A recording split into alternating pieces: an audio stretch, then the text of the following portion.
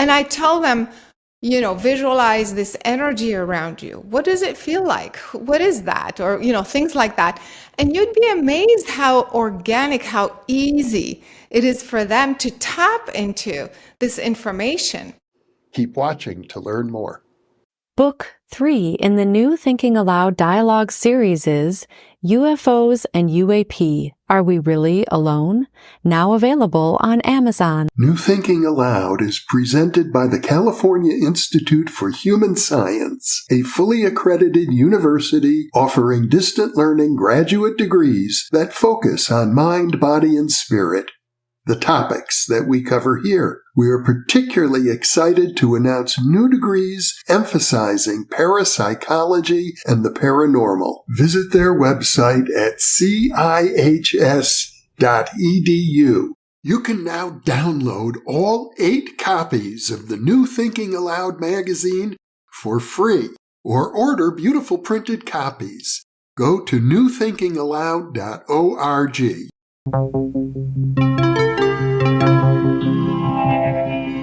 Thinking Aloud. Conversations on the leading edge of knowledge and discovery with psychologist Jeffrey Mishlove.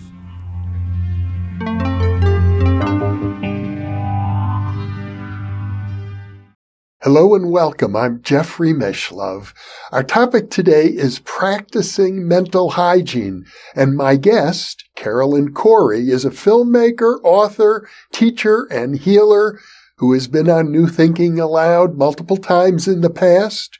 Her latest book, co-authored with Philip DeClaire, is The Silent Pandemic, Solving the World's Mental Health Crisis. And this is the book we will be focusing on today. Carolyn's films include A Tear in the Sky, Superhuman, From the Visible to the Invisible, E.T. Contact, They Are Here, I Am the Universe, I Am Love, and Among Us.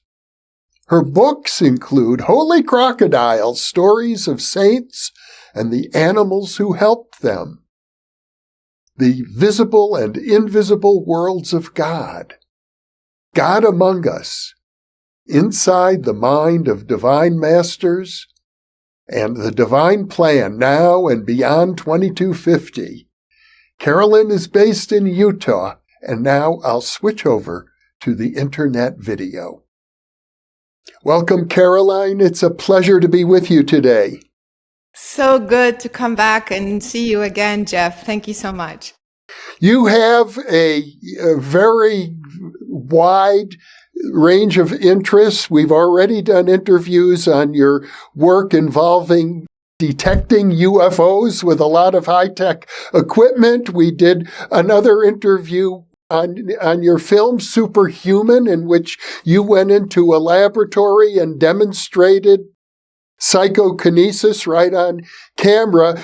Today we're going to focus on the topic of mental health, and from my point of view, I like to think of it as mental hygiene, actually.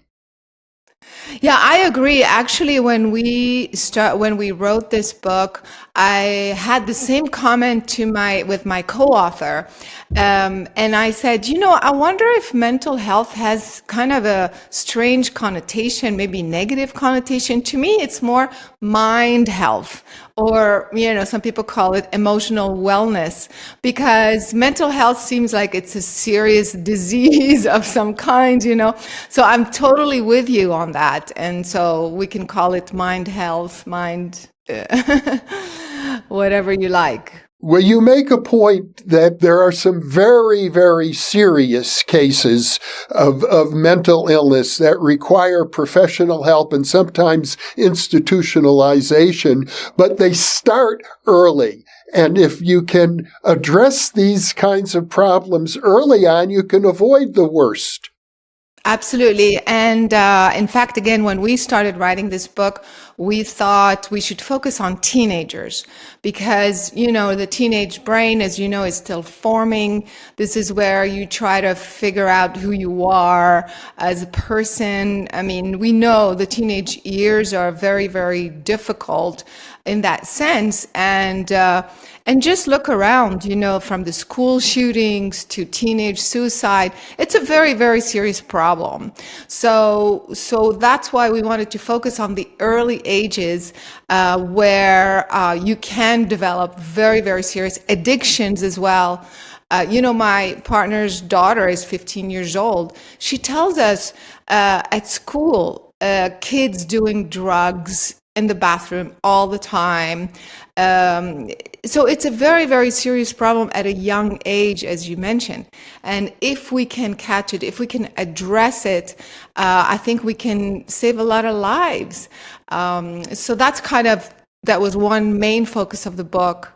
But obviously, later on, we realized with my work, working with many adults, we said, okay, well, adults have a different set of mental health issues, and so later adults. So it ended up being a whole comprehensive thing. But I agree with you. It's the young, early ages that are so, so important.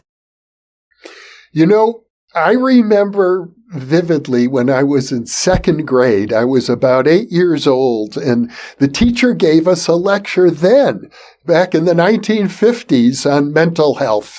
And I remember distinctly the teacher said to the whole class, she said, 1/3 of you are going to face mental health problems in your lifetime, so you need to be aware of this. That's about all they could tell an 8-year-old. And when I look back now, 60 years, 70 years later, the situation has only gotten worse. It hasn't gotten better since I was in second grade. I agree. And that's what, again, I think what's happening, when you look around and there's so many young kids taking their lives. Like it's a very, very serious problem. I think a lot of the disconnect has to do, of course, this is why we're having this conversation, right, Jeff? We are a different type of society now. We rely on social media, on computers, on phones. Early, in those times, I wasn't born yet, but even 20 years ago, or no, maybe more, 50 or 40 years ago, you had the direct contact, which made it a lot more healthy to process any sort of emotional imbalance that you may have as a child. And we don't have that anymore. It's children are addicted to, we all are addicted to our phones, but they grow up with this whole technology around them. And as we know, it's not just the content. Content is one thing.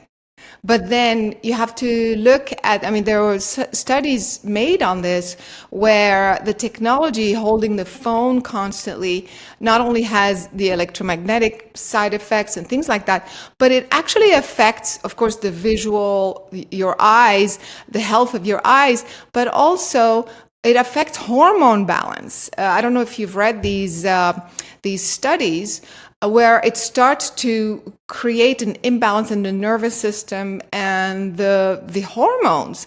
And here you have teenagers already having hormonal issues, struggling with their brain is forming. So it's very damaging on so many levels. And then here you are as a human growing up in this society, struggling with bullying or competition or studies or just daily stress. And you've added this layer of computerized digital, energy. It's just that much more complicated, I think. I'm under the impression that young people are having trouble dating because they don't know how to interact with each other face to face. It's all with texting or digital communications. Something is being lost in our technological era. And yet at the same time, in your book, you list a number of apps that can be helpful for mental hygiene. Yeah, exactly. So, when we started looking at it and we said, okay, that's that's not a good thing, or it's kind of strange to be looking for a digital kind of sort of help. But then at the same time, I mean, seriously, I don't know if you have teenagers around you, but like I said, my partner's daughter, like we look at them and they're texting each other in the same room. It's crazy. There's this crazy kind of habit to just go to your phone and text your friend. So it's kind of interesting. And then we thought, okay, well, if that's kind of what they gravitate towards, is that something positive in that? Or can we find something that instead of saying no, no, no, maybe there is something that could potentially at least direct them to look for help or talk about it with an actual person. So that's why we did want to include and mention what's out there. And these apps, most of them are pretty harmless. They're just kind of allowing you to express what is it that you're feeling and process. But it's definitely, and we did talk about that in the book, it will never replace human interaction, human contact, human communication. Well, you indicated, if I recall correctly, that there are some apps that actually monitor, you can engage in a conversation with an AI agent, but it's keeping track of the things that you say. And if you begin to produce suicidal ideation or something of that sort, the app, I'm not sure what it does at that point. It flags those remarks and sends a note to the parents. I'm not exactly sure, but it seems as if it could help alert people.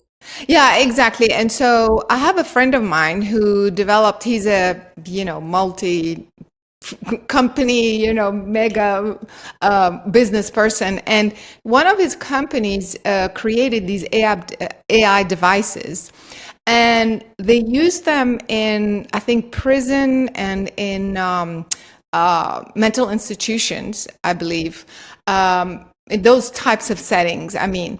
And they were able, using this technology to notice, of course, they have a database of what happens when you have mental health, suicidal ideation. And so whether it's something in the breathing, in the brain waves, all kinds of data points that allows them to identify those markers to say, okay, this person switched from having normal thinking, negative thinking, let's say, to now we're talking suicidal ideation. And it seems to be working. I don't know. At this point, I didn't follow through, but I know that it was helping identify those things, which is pretty remarkable, I think. So at least as a preventive, why not, if it's possible? Carolyn, I grew up in an era, coming of age as a young person in my early 20s in California, in the San Francisco Bay Area in the 1970s. It was a time when the human potential movement was really flourishing, and the San Francisco Bay Area was the center of it. And at that time, I don't want to call it the ideology. It wasn't so much an ideology. It was a wave of social interest. And I have a feeling that you're part of that wave in a sense. And the idea is that human potential, discovering who you are and who you could be and becoming the best version of yourself, that was considered, the main purpose of everybody's life. And it was almost a full-time activity for me for many decades. Yeah, I mean, that has been, and it still is, the focus of my work. Because, I don't remember if I told you that story, but for me, it started at a young age. I was 5, actually, when I started having experiences, what people call paranormal. I could see the subtle energy. I could see angels, I could see dead people, It wasn't scary, though. So, but what happened was I could intuit look at someone and sense, they were struggling with this and that. So I think from a young age, I opened up to the nature of reality. So we see ourselves as this physical vessel, but there's so much more. There's so much more information that we're not paying attention to. Our consciousness, basically, that's holding all of the information of who we are. So I started asking questions at a young age. Okay, so what's the connection between the two? Like, how is this physical body, physical brain interact, or what's the connection between that and my larger being, so to speak, that's pure consciousness? Like, how does all this work? And so that's how I realized I was talking about us, everybody, not just me, as pure consciousness coming into this body. And that became the body of my work, really, and the purpose. And I realized that is the fundamental question, because who we really are doesn't start here as we are born as baby, but it starts there. It starts as pure consciousness. So who are we? What is this pure consciousness? What is this consciousness that comes into this body versus that body versus my neighbor, this versus my brother? So of course, I went to college, still asking these questions, thinking, well, maybe if I study psychology, I got into psychology. First, I thought maybe there's something wrong with me asking these questions. Maybe my brain has some sort of, anomaly. Like, why am I looking for things that are invisible? Why don't I just focus on what's here now, physical? And the more I got into, my studies, I realized, no, the answer, it starts over there. If we understand who we really are as consciousness, as pure energy, then we can put this human body and life in that perspective, and everything starts to make sense.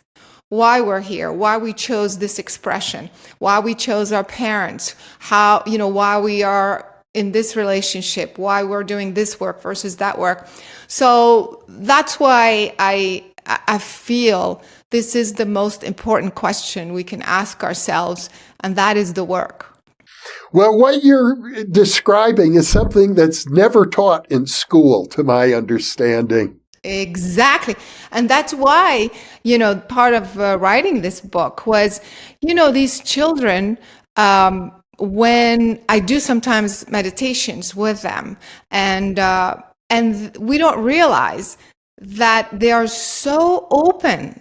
I try to make sure I don't use big words or complicated words or make it sound weird. I just guide them through a simple meditation or visualization. Children are so good at visualizing. And I tell them, visualize this energy around you. What does it feel like? What is that? Or, things like that. And you'd be amazed how organic, how easy it is for them to tap into this information. And then when we come back, they all say, I feel lighter. I feel better. I'm not tired anymore. I'm not angry anymore.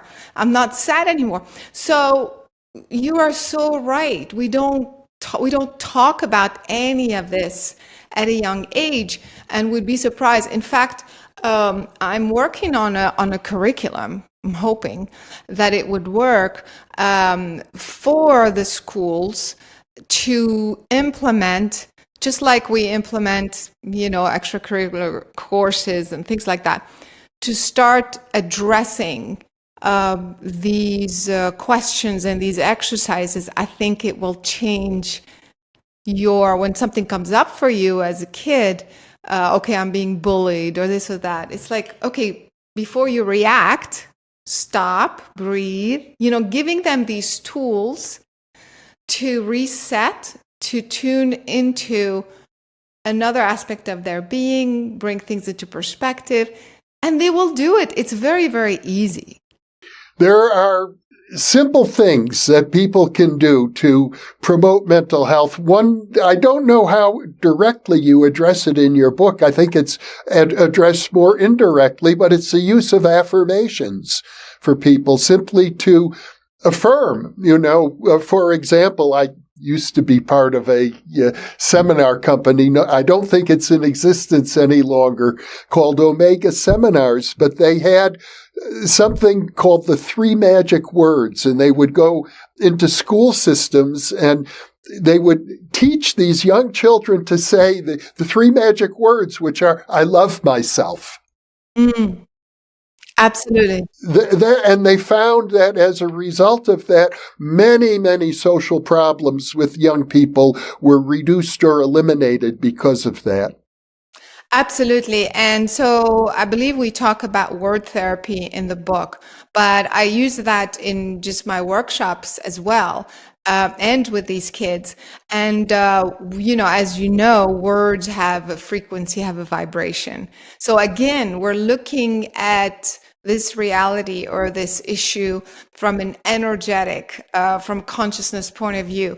And there's so much to discover. So as you as you say these words, you are actually evoking the frequency of these words, which is love yourself. You cannot love others. You cannot, that's the fundamental feeling and state of being that you want to create something positive and healthy in your life. So not only is it the frequency of the word itself, but also the cognitive aspect. You're starting to say, I love myself. You're programming yourself to say these things instead of, oh, I hate Susan because she blah, blah, blah. You know what I mean? Like you start to use these default affirmations instead of defaulting to something negative.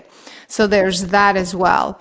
But also I noticed that if you're doing a serious exercise, not just saying the affirmation, if you're really focusing and you start to say, you're actually not feeling good, right? You're, I don't know, tired, angry, whatever.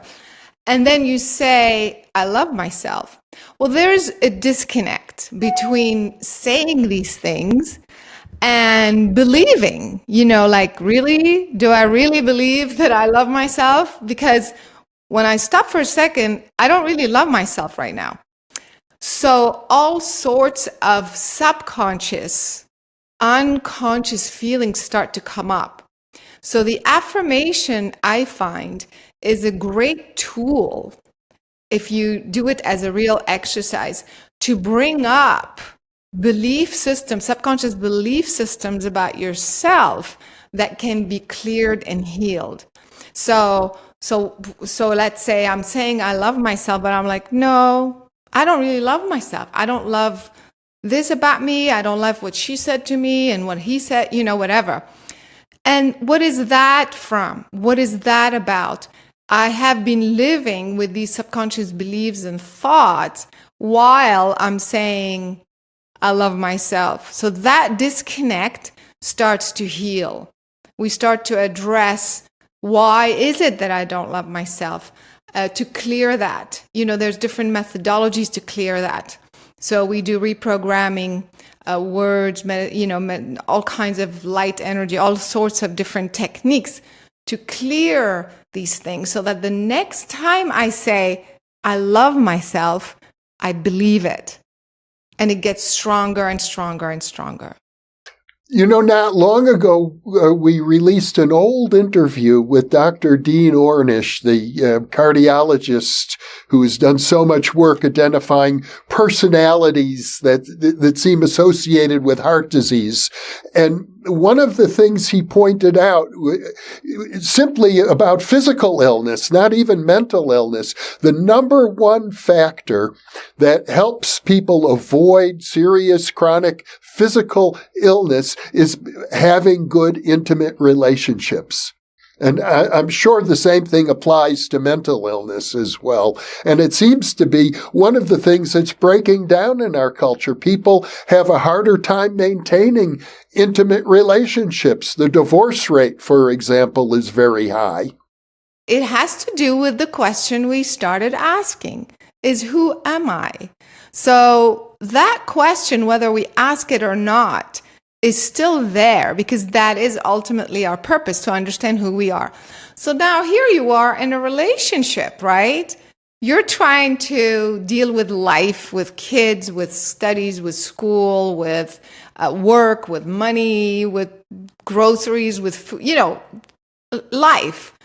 And at the same time, you have another person with you, right, who's also dealing with life, while at the same time, this underlying lingering question, who am I? So there's all this like kind of conflicts and things that come up, right, that are triggering us to understand who we are. When this person is angry with me and yells at me or puts me down or starts to use abusive language, wait, is that an opportunity for me to say, whoa, stop, boundary, or to accept it? So all of these dynamics in intimate relationships are really ultimately for us to answer the question, who am I? What am I going to do in this particular situation? Am I going to understand that I have to self-love first before I can love another? And by accepting abusive language or accepting conflict or maybe accepting it's my own ego, whatever it may be, then I'm learning, I'm growing myself, and I'm answering the question, this is who I really am. So I think intimate relationships are extremely healing, but we're dealing with so much at the same time. Like I said, the kids, the money, the house, the food, that we, it becomes too much. And then that's why we say, you know what, let me figure out my own life. And it's just too much to do it this way. I'm sure you know that as you grow older, you start to understand more of who you are and what you want in a partner, in these intimate relationships. So it's helping, and to be open to growth yourself and allow them as well, as opposed to, the judgmental attitude where they are this, they are too much, let me get out of this, So I think this is a very big issue and concern in the sense that we are not looking at intimate relationships in that way. We're looking at them as a problem, either to help you create a better practical physical life, material life, and that's it. One of the things I've noticed in your book is a strong emphasis on social activity in general, art, drama, music, these sorts of things, being involved in a community. In fact, throughout your book, I noticed the phrase that loneliness is considered a silent pandemic right now.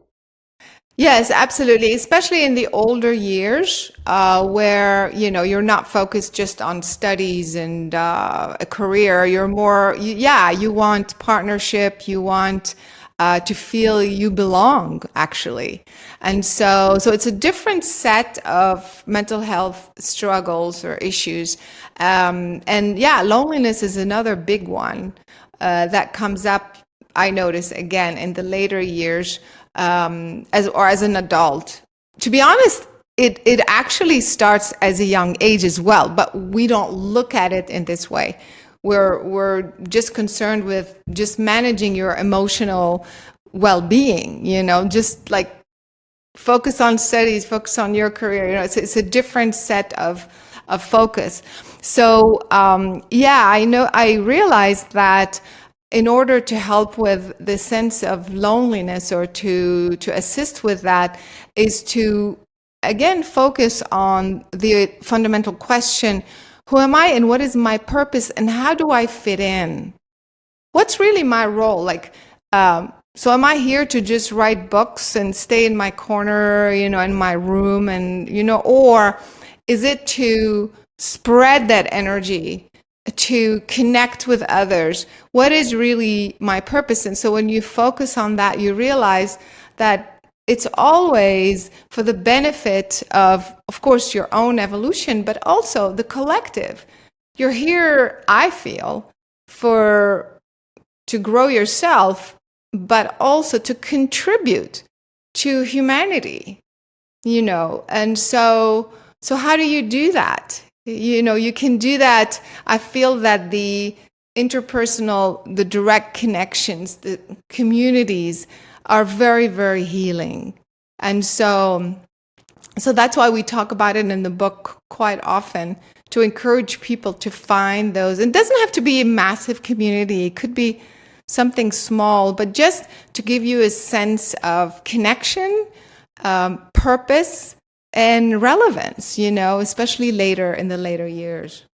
There is a real issue with religion. Many people feel that they want to be spiritual, but they don't want to have any part of organized religion because organized religions require that people adapt certain belief systems, many of which seem to be patently untrue.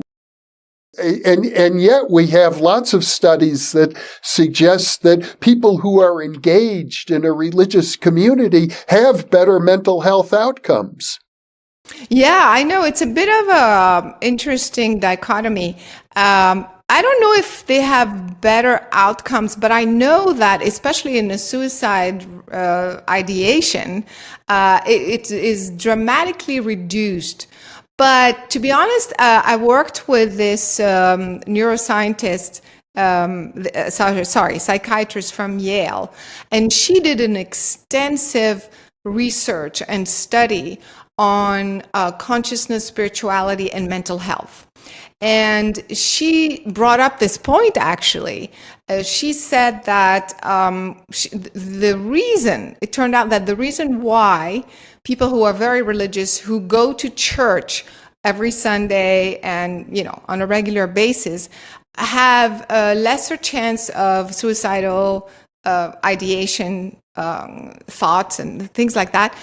Because not necessarily because, well, first of all, because they believe in a God and something bigger, but also because it's actually forbidden in these languages, in these religions. So it's kind of like if you if you commit suicide, then you don't go to heaven, you go to hell, or you go somewhere else to purify your deeds and things like that. So I don't know if it's totally because because religion is bringing you that peace of mind. It's giving you that structure of what to do and what not to do in order to get to heaven, And so regardless, the bottom line is that there was less suicide ideation and incidences of suicide. But to me, the bottom line is really, if you can look at these religious practices like church and, whatever people do on a regular basis, just as a structure or maybe as a community, connecting to a community. But in terms of your real connection to who you really are, to creator, to whatever you believe in, a higher power, to me, that part is a very intimate and direct connection, because I had that connection at a young age. So that's my personal opinion with respect to all religions out there, you don't need to go through another priest or another person or whatever religion you are, to get to your higher power, your higher self. You have that power within you. You have that ability within you. And once you have that connection that experience once, you know that for a fact. And that's why, like I said, since I was a child, I started to have those experiences. And it gave me the sense of, I know on a cellular level. It's not something intellectual. It's an experience. You will feel it in your body. You know that you come from this energy that I call source. It's personalized into different beings, into a creator, or this or that, but there is an original source energy that you emanate from and you personalize into this body or that being. And it's absolutely exquisite. And you are meant, that's my opinion, to have that connection and experience in a direct way. And religions are, or in general, maybe a structure, a societal structure or a community. Maybe that reminds you of the need for prayer, need for meditation, need to connect. So that's kind of how I see the difference. And I highly encourage people, again, in my opinion, to find their unique individual direct connection to the source. What a beautiful thought. And it's well worth repeating what you just said, because in many ways we're getting right to the heart of what we could call mental hygiene. Yes, absolutely. And it is mental hygiene because you're first of all, you are admitting that you are originally a pure divine being. And you just come here and you get influenced by this and that, you get lost, you get confused, you do this, you do that, okay. But you originally have that connection. In fact, that's why I started out 25 years ago trying all kinds of meditation. I'm like, which meditation does what? Why is this one? So I realized the fundamental, most important meditation, I'm going to call it connecting to source, because it kind of realigns your human vessel, let's say, your human aspect with that original source connection where you emanate from. And it cannot be more pure and more, again, exquisite. And that alignment right there starts to cleanse you. That is mental hygiene.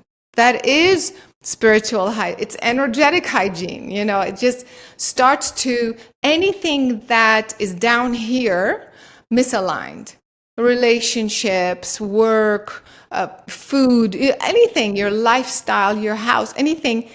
When you realign with that original pure energy, all that stuff cannot exist, right? So you start to cleanse all of these habits, belief systems, things that are misaligned with your original pure self. It's so beautifully put, Caroline. On the other hand, it seems to me that what's required to keep that connection going is a supportive community.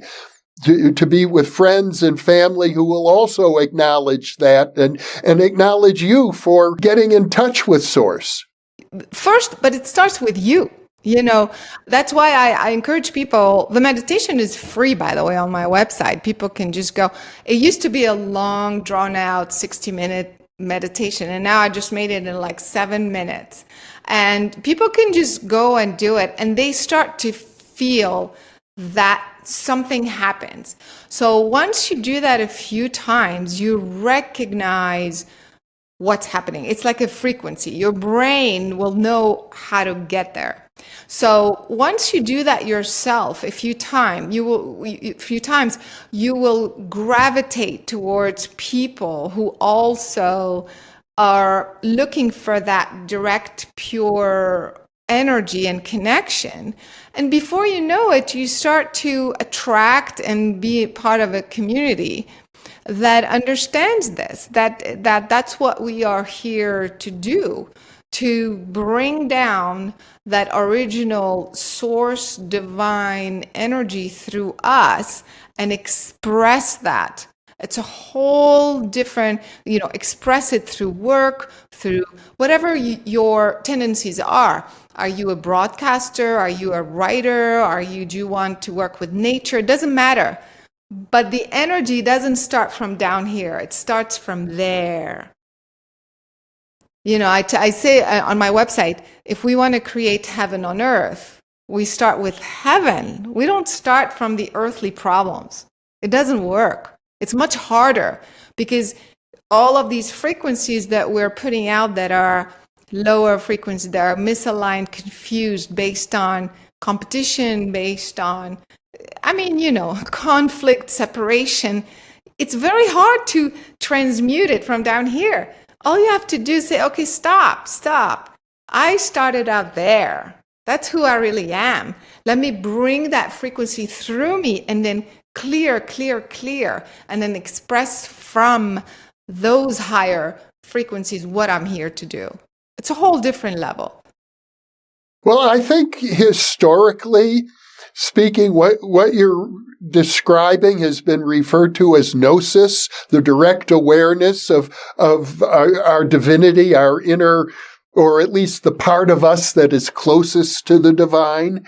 And traditionally, religions have tried to stamp that out. That, the Gnostics were persecuted for saying we don't need the priesthood. We can experience God directly. And that has caused problems for people sometimes because people get so engaged in the idea that I've discovered God within myself, they take it to the next step. I am God. And that becomes actually a mental health problem. That's true. And actually, I've seen people who have had very powerful spiritual experiences, and then, they are talking about themselves as the second coming of Christ or something like that. So I get that.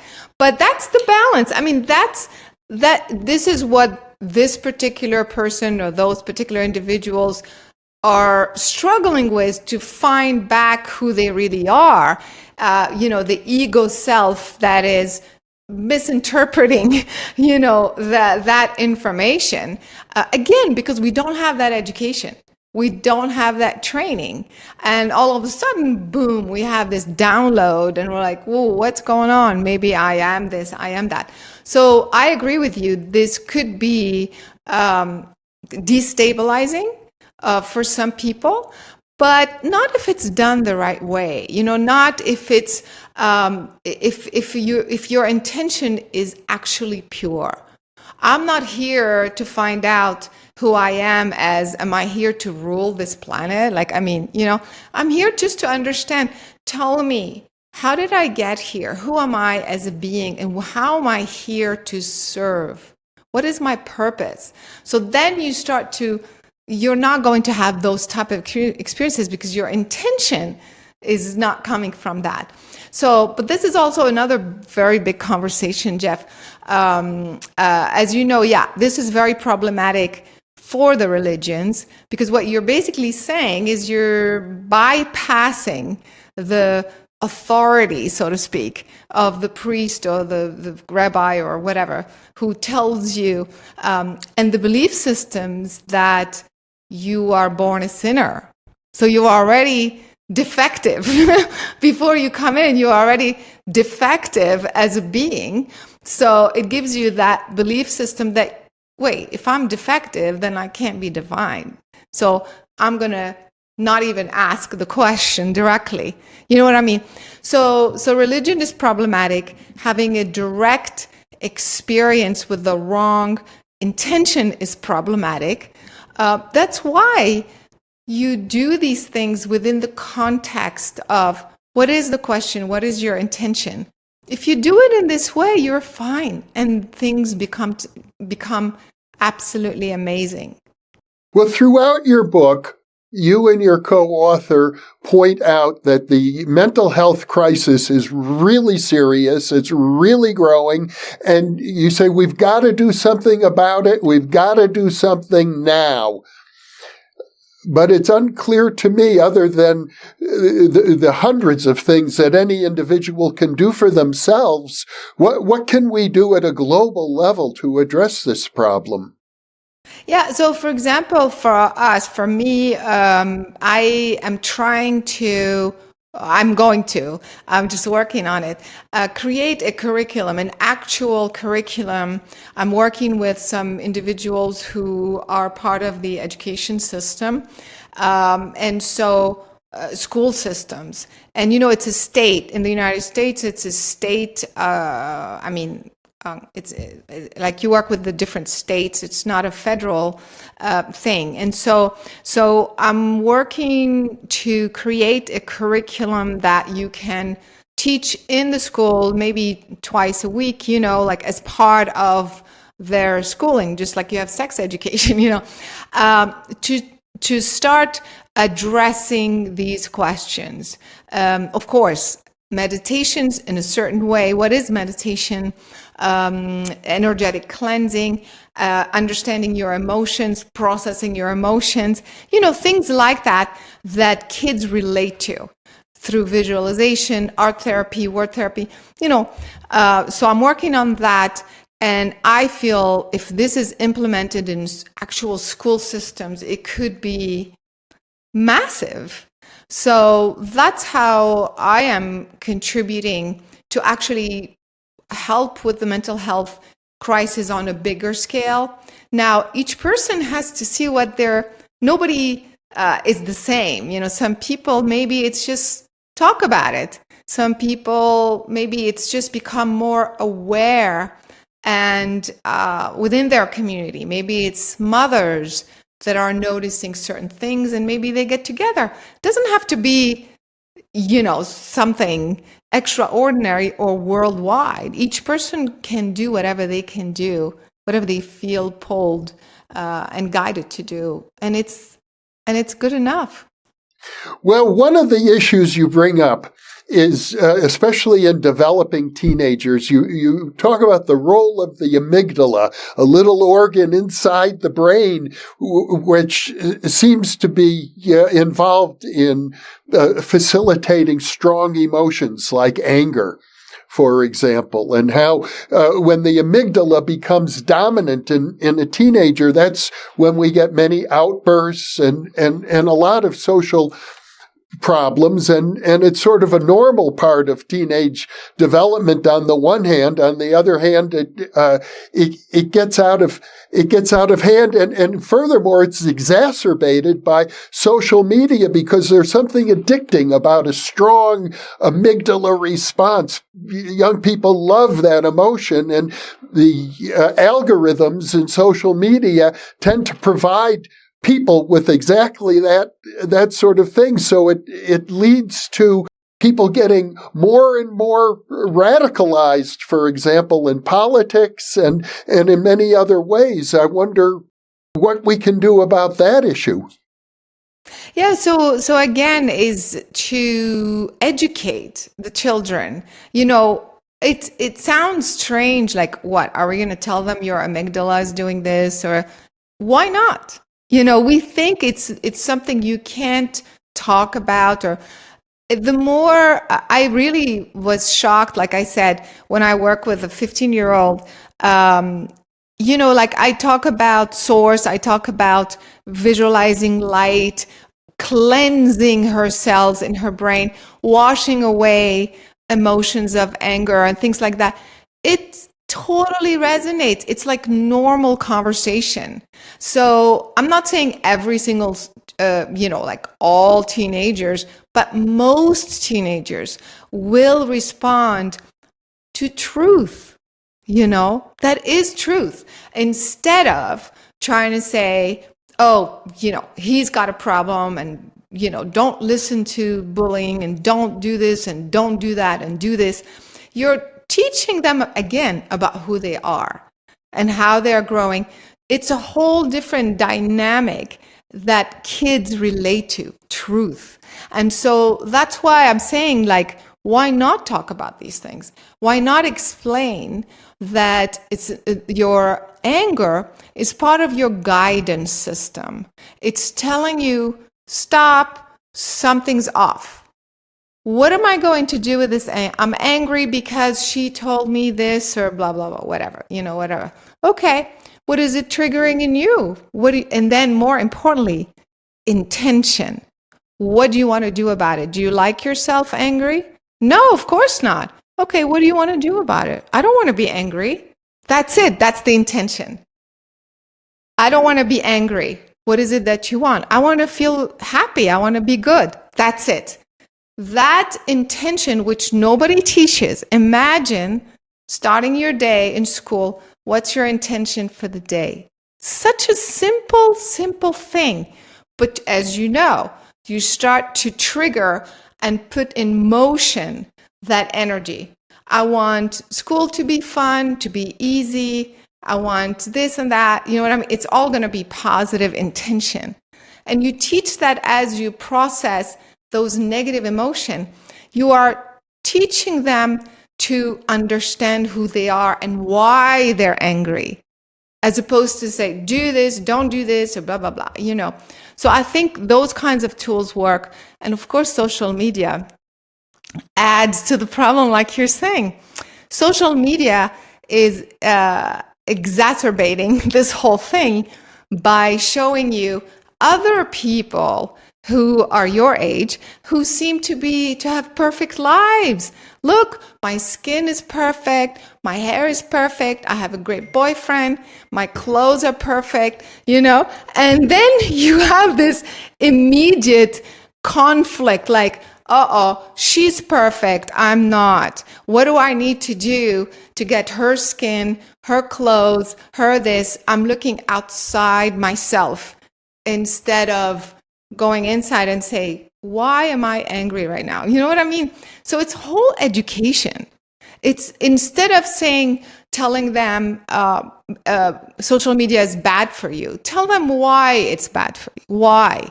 What is it that you feel? You know what I mean? So it's a whole different perspective that works with their inner ability to understand who they are in life. That's kind of how I feel we can make a difference. Well, you talk about mental health as being a spectrum from the normal anxieties and mini depressions that any person will go through in life to conditions that may require hospitalization. How does one know when to seek professional help? Yeah, I mean, that's a tricky one because parents, for example, or even adults, you know, are going to hide usually the more serious problems. And it's fascinating. We noticed that sometimes the people who seem to be the happiest have deeper depression issues, chronic anxiety issues, because they're hiding it very well. I feel that you have to look as much as you can, train yourself as much as you can to notice the differences in people's behavior. Are they don't want to go out anymore. They don't want to do certain things or they suddenly stop having interest in something they've always loved. I've been swimming for the last 5 years. Suddenly, I don't want to do that anymore. Okay. Why all of a sudden did something happen? You know, things like that. Change in sleep, change in food habits. So it's like subtle, but and if you do pay attention, you will find those clues that, okay, this is becoming a serious depression, a chronic problem, and not just a random simple thing. So, and then for the individuals who are conscious, so they are noticing, okay, I am really depressed. Why am I getting up in the morning and feeling bad? Like, what is the reason? But it's not once in a while. It's every day. What's going on here? So to take a moment again to notice, are your feelings now interfering with your healthy lifestyle? You no longer want to work out. You no longer want to eat well. You no longer want to do these things. That's when you should say, well, maybe I need to speak with someone. And if you get to that point, you may find that facilities and practitioners who can help you are not available. In your book, you point out there are countries where, because of the stigma and just because of the culture, they don't have mental health treatment. Yeah, exactly. And this is this is the positive aspect of social media and the internet, is that, maybe there are certain things we can do online, to find help, maybe not in your community or in your country even, but any sort of connection with a mental health or therapist or whatever direction you feel pulled to take long distance. I mean, why not? Well, I know, for example, if a person needs hospitalization because of a mental health crisis, in many locations here in the United States, there are not enough beds for people. Yeah. Well, hopefully we don't get to that level, but yeah. So a friend of mine in Las Vegas has a huge center it's homelessness, but it's not a homeless shelter. It's what he's saying is that you get to be homeless because you have a mental health problem. You have an addiction of some kind. Why do you have an addiction? Because you have a mental health problem. So it always goes back to the root cause, which is a mental health imbalance of some kind. So the way he's doing it is he brings them in and gives them all, first of all, the medical, to see if they need anything medically.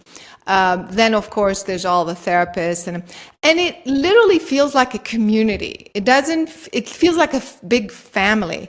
And then they're all engaged in some sort of work. So this person is working on the garden, this person is working on this and that.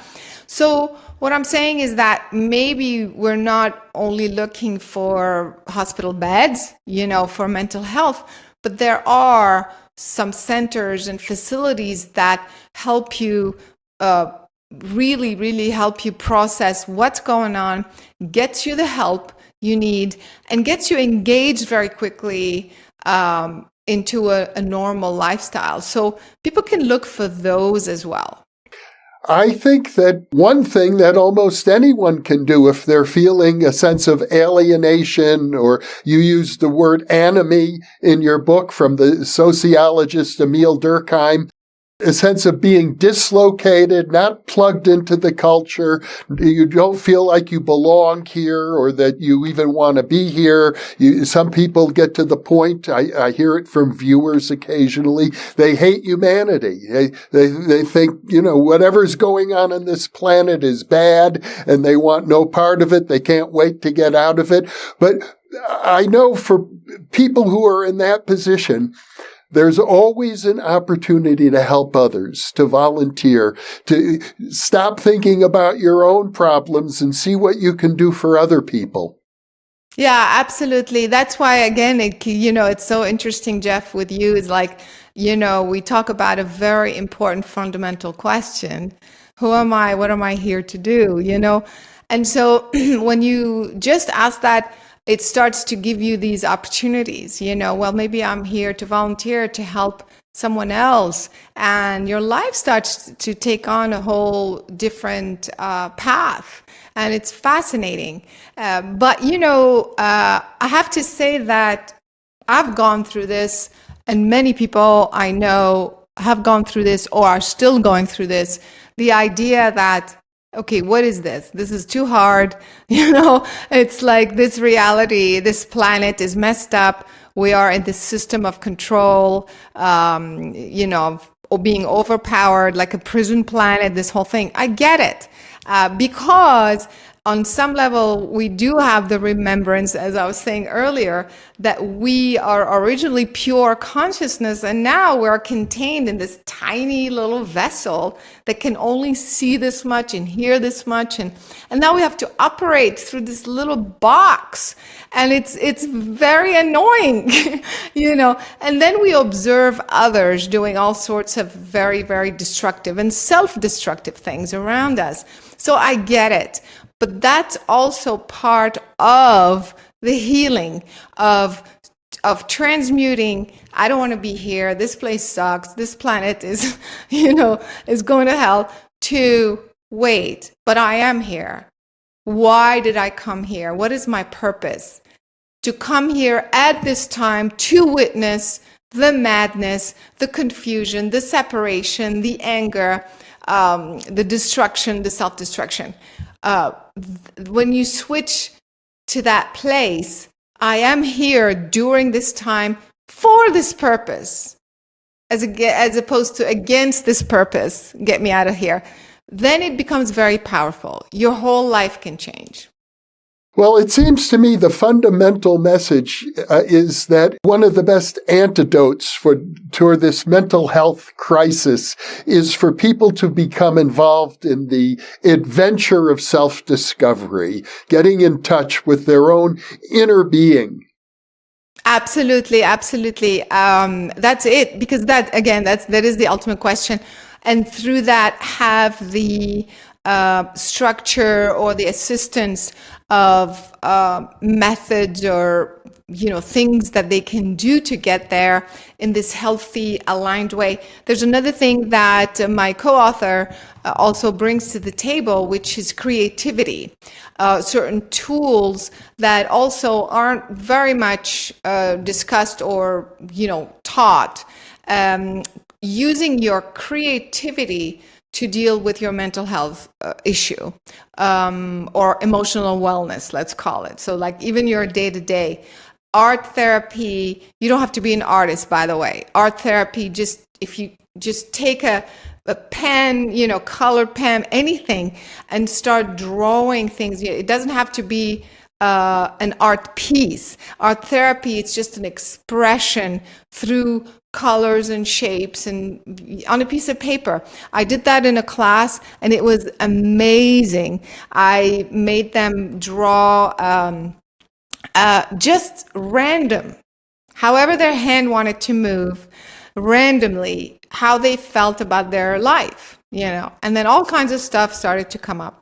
And then at the end of the class, we did this amazing meditation, and I helped them tune into and tap into their larger, remember we're talking, their original larger divine self. And then I said, blindfolded, okay, so now just allow your hand to draw what you felt. And then they put them side by side, and it was like night and day. One was like chaotic lines, chaotic things, weird colors, and then because they were blindfolded, so they didn't know what color they were picking. So they didn't know. So it was their higher self that was picking the colors, and it's like automatic writing and then doing all.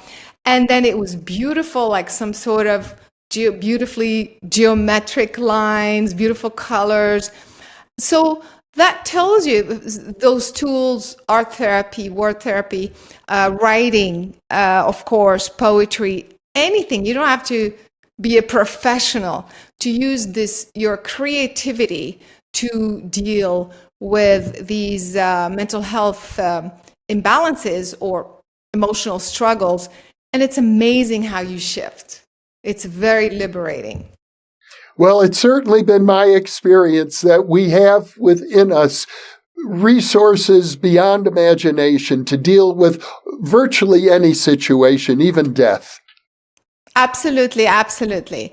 Yeah, and also I think like when we are struggling with something, especially when it's hard, some people have it harder, or we all have it harder in certain times in our life. It's just to remember that, how do I look at this as an opportunity. I know it sounds easy when you're not going through. So, but just like take a moment and say, okay, this is very hard. I admit. I'm not denying, pretending. Whatever it is, even if it's hard, how can I be the best instrument I can to find my balance back, to find my alignment back with my true divine self? How do I go back to this original alignment, that original frequency, that original being that I am, and do the best I can? Just that much. Just that much at least gets you moving in a better direction. My experience is that when you ask that question, the universe is happy. That's what the universe wants you to do, and the universe will help you to find the answer. Absolutely. That's exactly right. Well, Carolyn, what a pleasure to be with you once again. I want to commend you for all the work you're doing, the many books, the many films, and the work that you're doing with individuals. I think sets an example for all of us. Thank you so much for having me. I also love your work, so thank you so much for doing this and for inviting me again. I appreciate it. It is a real pleasure to be with you. I hope we have many other opportunities in the future. Same here. And people can get the book, by the way, at thesilentpandemic.com if they're interested in looking at the details. Very good. And for those of you watching or listening, thank you for being with us, because you are the reason that we are here.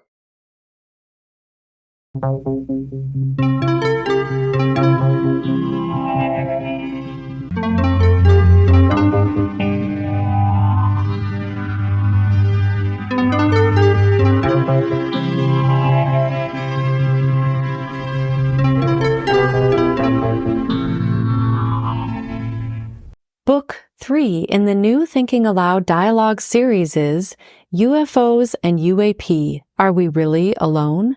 Now available on Amazon. New Thinking Aloud is presented by the California Institute for Human Science, a fully accredited university offering distant learning graduate degrees that focus on mind, body, and spirit. The topics that we cover here. We are particularly excited to announce new degrees emphasizing parapsychology and the paranormal. Visit their website at cihs.edu.